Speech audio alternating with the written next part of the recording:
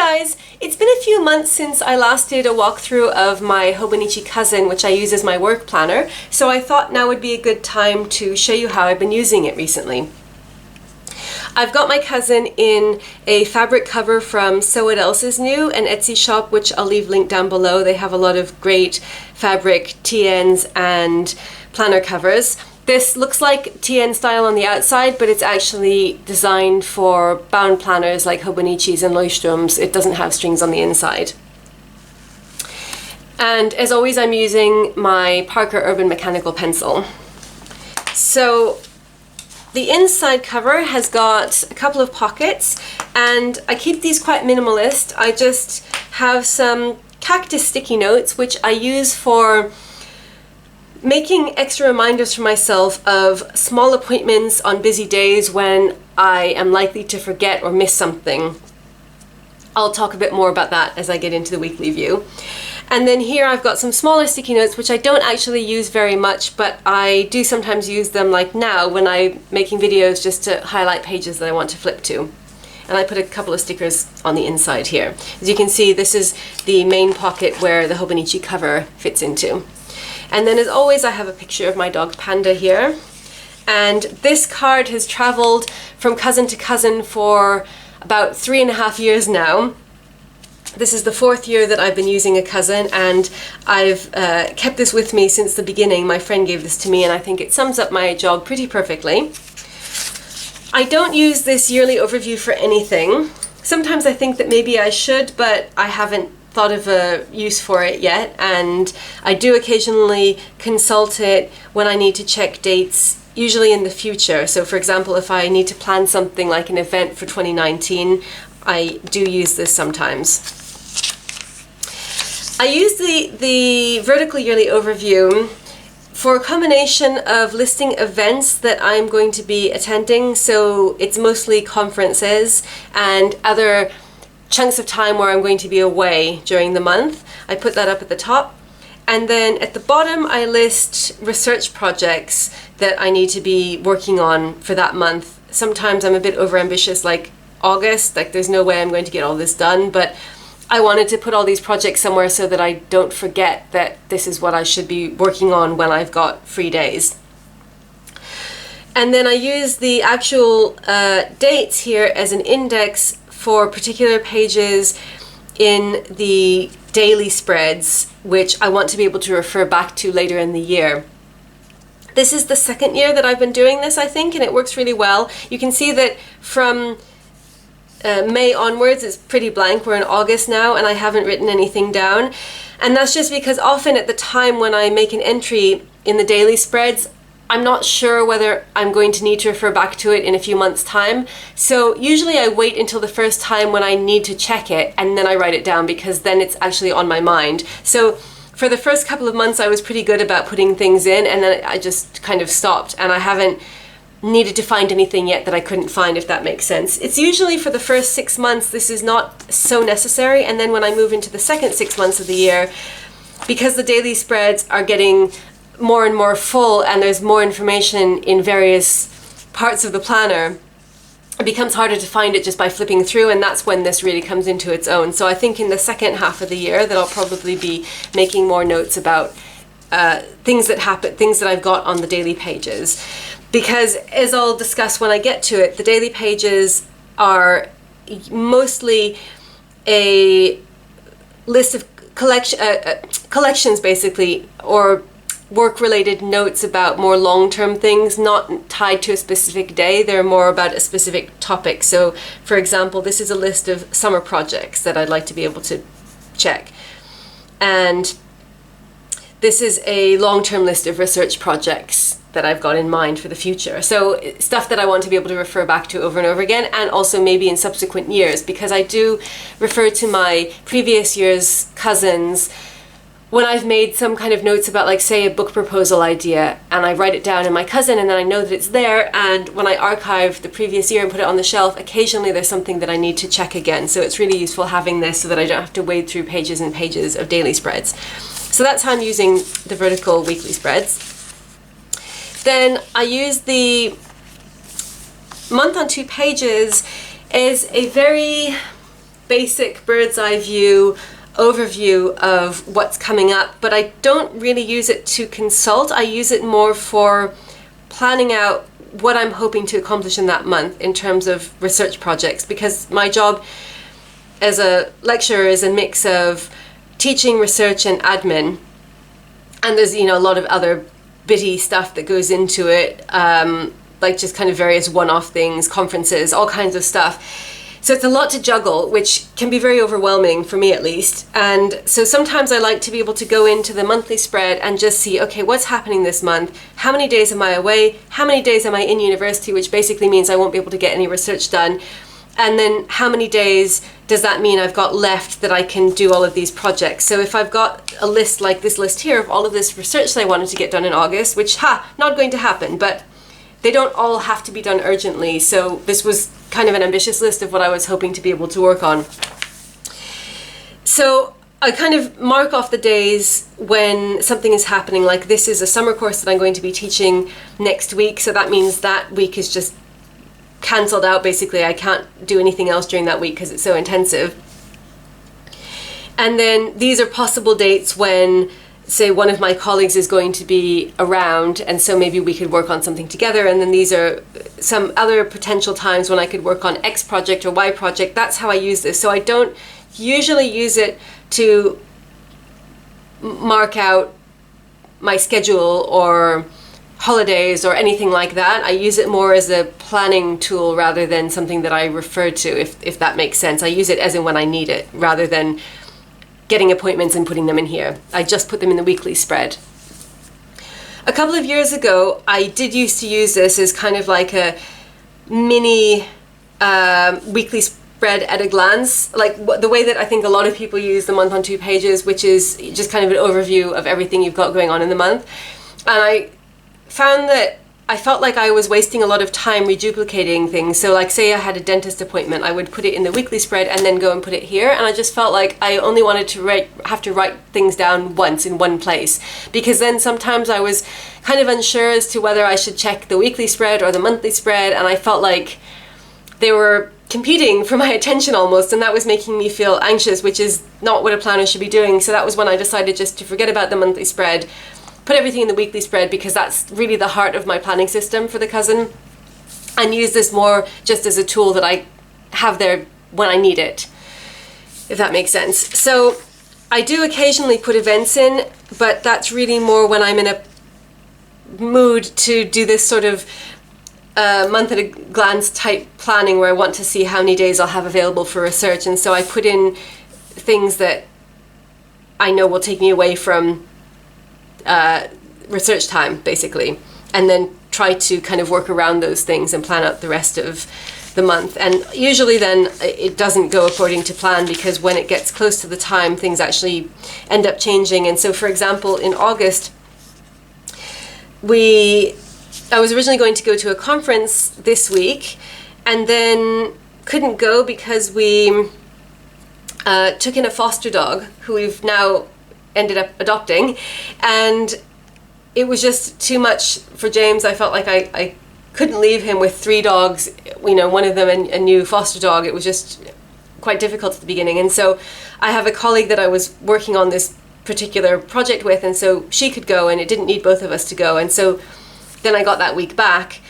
So I was planning all the work that I was going to do in that week, and then in the end, it was our 10th anniversary, and we've never done anything or gone anywhere for our anniversary, and so we decided that to mark it that we should really take some time off and go away, and so we did.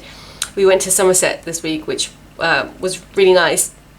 So I ended up actually having a holiday and not doing any work, which was not my plan, but I had originally been expecting to go to the conference, and so it sort of cancelled itself out, because when I was at the conference I wouldn't have been able to get any other work done anyway.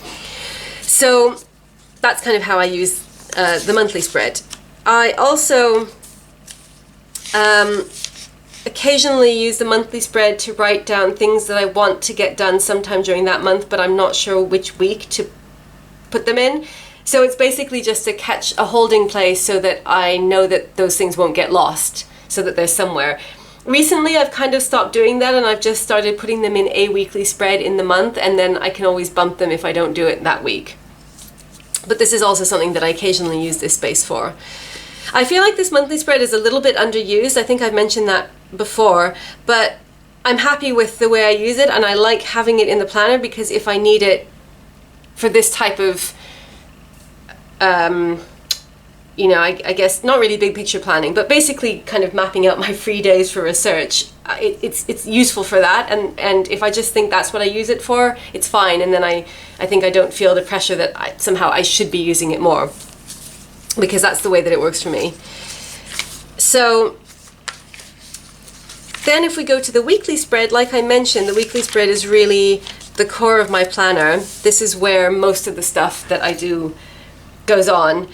And I should mention that I use these yes/no pencil boards from Hobonichi that came out last year to mark my place, because this planner doesn't have any bookmarks, and I really like this system. So even if I'm using a different planner cover, I still have grown really attached to these pencil boards.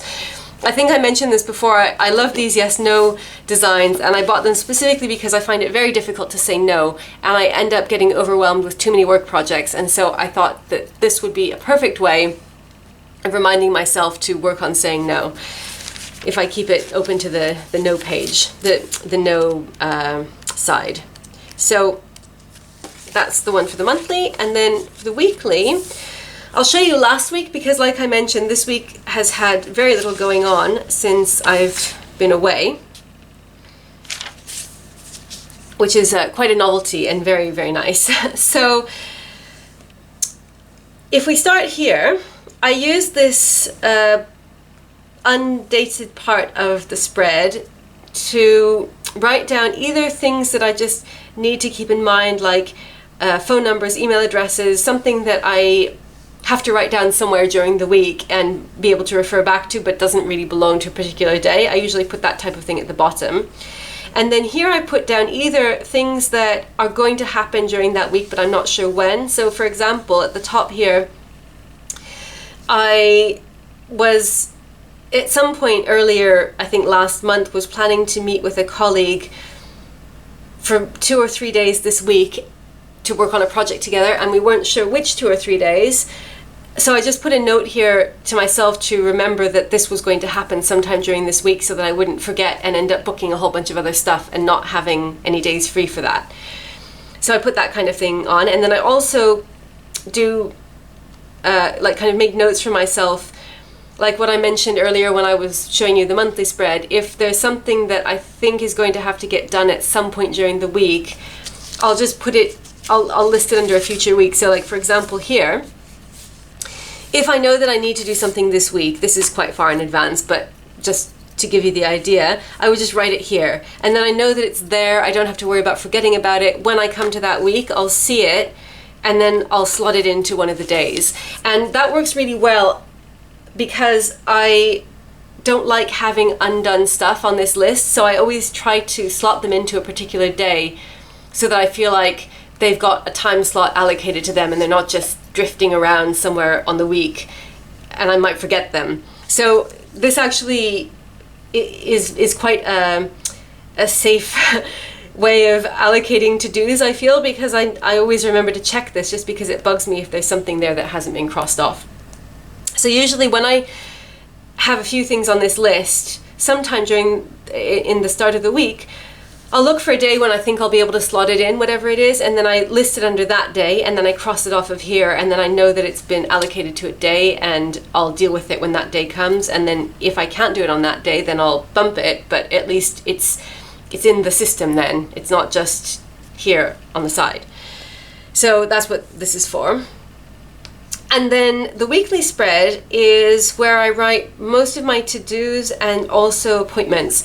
So I'll write things at the top here that I just need to remember that are happening on that day but don't belong to a specific time, or that I don't know yet when they're going to happen. So for example, when I was thinking that I was going to go to this conference, I'd written there that go to the conference, because if it happened, it was going to happen on that day probably, and I wasn't sure exactly when, but I wanted to remember not to book other stuff on that day. So I write that kind of thing there.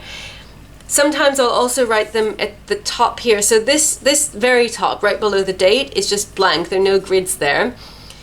So I usually write the kind of big thing that is either happening on over the whole day or affects more than one day. Like for example, here I wrote that our departmental manager was going on leave.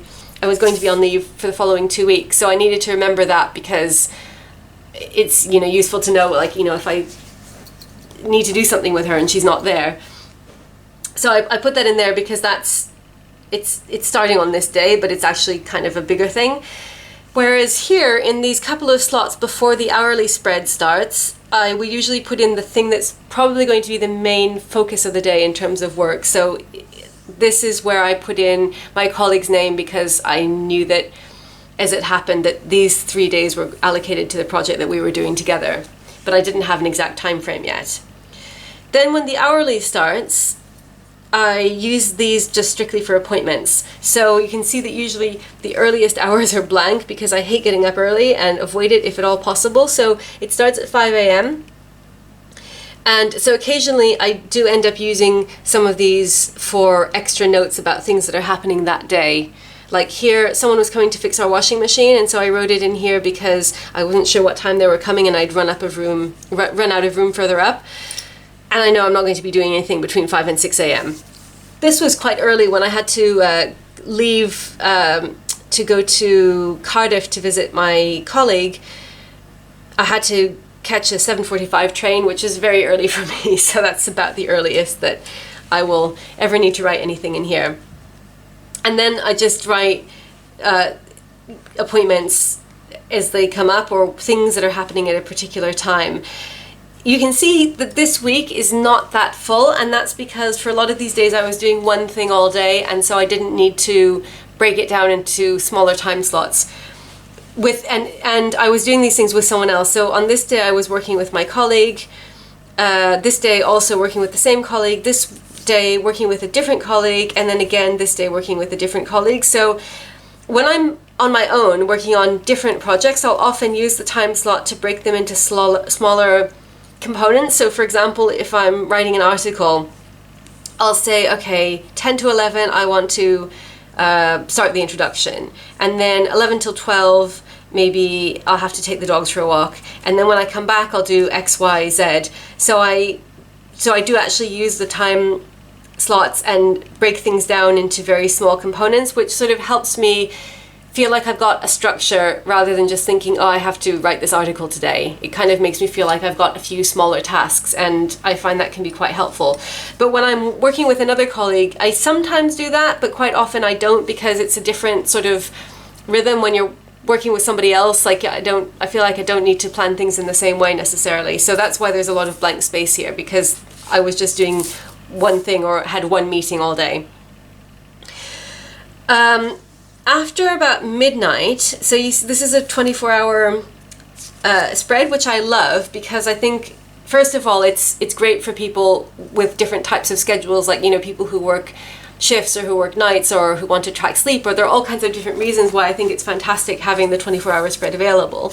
But for me, I like it because occasionally something happens quite late and I like to be able to note it down so that I'm sure not to miss it. And the main thing that happens is, you will probably not be surprised to learn, the Hobonichi launch, which happens twice a year. And it's always at either 2 or 3 in the morning UK time. And I like to be able to note it down because inevitably I stay up like a fool to be able to order things as soon as it launches in the middle of the night. And hopefully it will be different this year, but for the past few years there have been problems with the website because there's so much traffic to it, and so you end up having to keep putting things in your shopping basket over and over again, and then it times out and it's like a whole big nightmare, which anyone who has experienced Hobonichi launch day will be able to sympathize with and fully get that.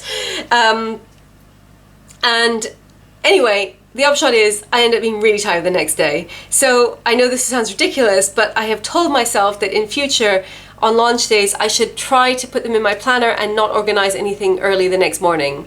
I've learned from bitter experience. So for that reason alone, I'm happy that they have a 24-hour timetable. But usually I don't have things going on in the middle of the night that need to be timetabled, and so I use this bottom part for notes, untimed notes, because again, like guaranteed from midnight until 4 in the morning, I'm not going to have anything scheduled. Apart from the Hobonichi launch, obviously. So that's how I use the top and the bottom. And then usually I just have, I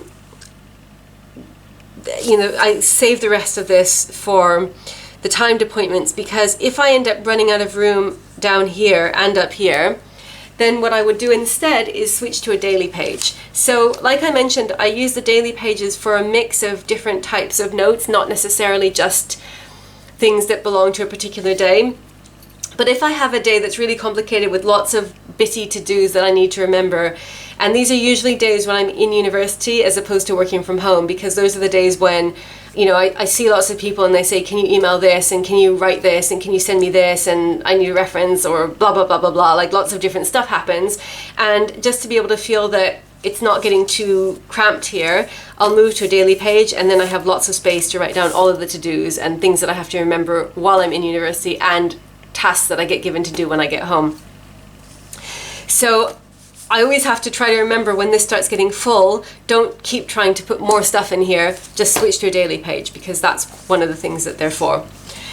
So I put all of my appointments in here, both work and non-work, because if I have a non-work related appointment, I still need to know about it so that I can schedule other things around it, right? So like, say for example, on this day when I mentioned that the washing machine was going to get fixed, I put that in because somebody needed to be at home, so I couldn't like book meetings with students and other stuff in the university without, being sure that James was at home for the washing machine repair people to come. So that's why I kind of put in everything that's timed in here, and also so that, again, I just have to look in one place. So even though this is my work planner, generally this is my main planner, so I usually just keep the weeks for to-dos that are not work related, and I don't put appointments in so that I don't have to check in 2 planners at once. A couple of years ago, I used to put all of my non-work related appointments in here and all of my work related appointments here. But then again, I kind of felt like I needed to constantly check in 2 different places so that, just to be sure that I wouldn't miss anything.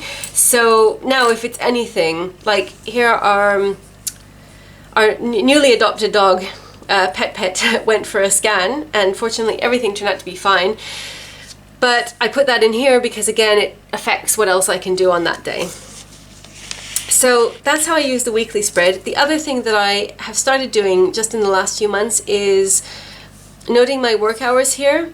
And I haven't been doing it very consistently, but I'm doing it because I'm trying to break a very, very long habit of constant overwork and working really long hours. And so I started tracking my work hours just so that I would have an idea of how many hours a week I actually was working.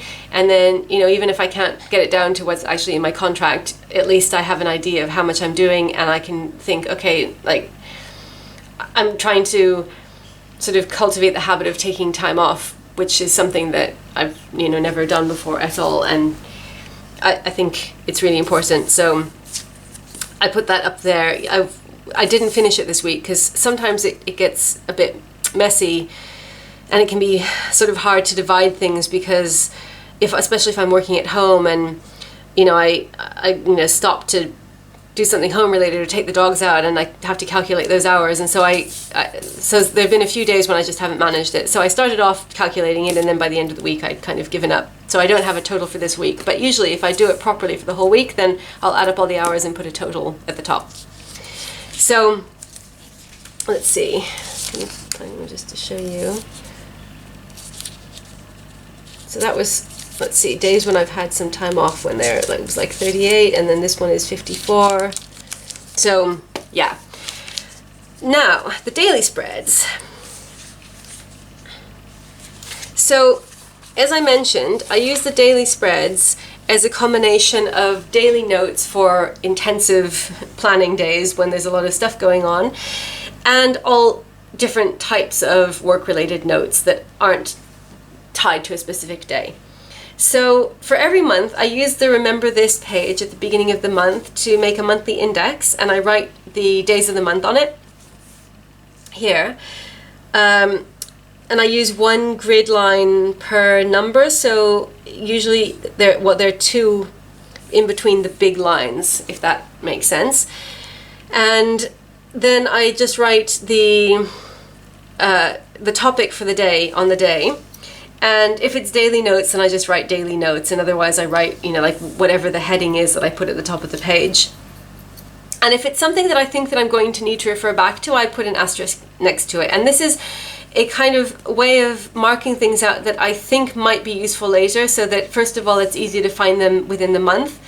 And then secondly, so that it's easier if I'm putting things here in the yearly index, that I can locate them more easily. So basically what happens is, like I mentioned, when I start a new daily page with a new topic, I usually can't be bothered to go back and write it in here as well, and often I'm not sure whether or not it's going to be useful later in the year. But it's quite easy to put an asterisk next to it if I think that there's a chance that it might be useful. And then when I'm checking stuff later, I can just look at the things with an asterisk, and then it makes it easier to find it. So what I don't put an asterisk next to is notes for things that I know are not going to be relevant after that day. So like, for example, sometimes I'm working on an article or some kind of research project, and I have to like make some notes of page numbers where I found particular examples of, data that I'm looking at or something. And I need them at the time, but I'm never going to need to refer to them again. So I don't star them. I only star things that might be relevant, and then I can decide later if I actually do need them, and that saves a bit of time checking the index. So you can see that there's some blank numbers here, and that's because these days were blank. And this happens more in the summer when I'm at home more. When I'm in university, like I mentioned, I often end up using spreads as daily notes, and then I fill them in. But sometimes when I'm at home and I'm working on projects, I don't need to use the daily spreads as often, so I end up with blank pages. And what I usually try to do, or always try to do, is try to keep things within a particular month. So like, say I haven't used some days in July, rather than using these up and then getting further behind, I'll just go over to August and start using the August pages and leave those few pages of July blank, because even though I don't necessarily use the dates to correspond to particular days, I like to keep it kind of more or less within, like I said, within a month, within the same month, because that makes it easier to find things later. So if I know that I was working on something in July, let's say, later in the year when I'm thinking, oh, I need to find that page about the numerals article or something, I can then go back to the July index and search until I find it. Whereas if I try to use up all the blank pages before moving on, I would get further and further away from the time when I was actually doing things, and so I think it would be harder to find stuff. And then also I would possibly end up with some blank pages at the end, like 2 weeks of blank pages at the end, which would annoy me. And I know that because that's what happened the first year I had a cousin, and I just used all the blank pages in order, and it bugged me that I had about 2 weeks blank at the end. So in subsequent years, I've always done it this way instead, and that works out much better, because if there are a couple of blank pages here or there, it doesn't really bother me as much. And actually, what has always happened is that by the end of the year, I've always ended up going back and using up all of these blank pages, so it works out in the end anyway. And what happens when I do that is that if it's like, say, I don't need these pages until November or December, and then I'm really desperate for some blank pages, and then I can go back and see which months have blank pages and then use them up. And when I do that, and the date that I'm using them is so far away from the date that's on here, I'll write the date that I actually use it. So it's like, if it was like, say, I don't know, the 20th of December or something, I'll write that in here, and then I know when I'm looking that there is some stuff that was actually written a lot later. So that's how I've been using these. And obviously, because it's only August and this started in April, I haven't got to that point yet. And because I'm on sabbatical for 2 terms next year, I might not get to it, because I'll be at home a lot more, and so I won't have all of those on-the-go types of to-dos that I do when I'm in university. So just to show you what an example of a spread in my dailies looks like, this is an article that I was working on with a colleague, and this is the type of thing that I mentioned when I said these are pages that I wouldn't need to go back to and refer to again. They're basically just like scrap paper. So these were things that I needed to check while I was working on the article, and so I just wrote them down here, and I had this spread and I won't need it again. But I like to put everything in my Cousin because, for one thing, I've got the space, and this is something I really like about the Cousin, is that I know that because it has all of these daily spreads, I have more than enough note paper for any work-related project or idea or list that I might be able to conceive of. And I find that really reassuring to think everything work-related is in here no matter what it is, and that means that whatever it is, I'll be able to find it. So something that I find really frustrating is writing something down, thinking I won't need that again, which often happens, and then later realizing actually I do need that. And this happens to me all the time, where like I think, well, this is just like, scrap paper, I'm not going to need to check this. And then actually there was something on it that, like, say I didn't put in the article, and then later I think, that would have been useful. Where was that? And there's no hope that I would ever be able to remember it or find it again, except that if it's been captured in here. And because I can't throw the pages away or, tear them out, I know that it's here and I'll be able to find it. And so I really like that, because I feel like I can't trust myself at the time to know what I'm going to need or not later. And so if I know that it's here and it's labeled, even if I haven't put an asterisk on that day, I'll still be able to go back and find it. And that's happened to me, like, on quite a few occasions. So that's why I like having all this note paper, and also I just like it aesthetically. I like knowing that everything work related is in here. I find it really satisfying. So this is what a typical spread might look like. There's often some blank space because the A5 pages with the small grids really have a lot of room, and I don't always need them. So quite often I write double spaced, and that's fine. It used to kind of bother me that there was sometimes extra room left on the page, but now I think I like knowing that I have enough room. So for example, here I use the whole page. It was double spaced, but that can make it easier to read things because you've got some empty space. And then sometimes I end up filling up the whole thing. So for example, something that I like to do in here is write out the programs of conferences that I go to. And that sounds really onerous, but I do it at the time when the conference is happening. So I'll kind of write it out while I'm listening to, say to a talk or like an introduction, or while people are asking questions. And it only takes a few minutes, and it kind of helps me to internalize who is speaking at the conference, because if I write it down, then I remember it better. And then for the whole rest of the conference, I can check the program and it's in my Cousin, and I don't have to carry like a photocopy around or check the online version because it's here.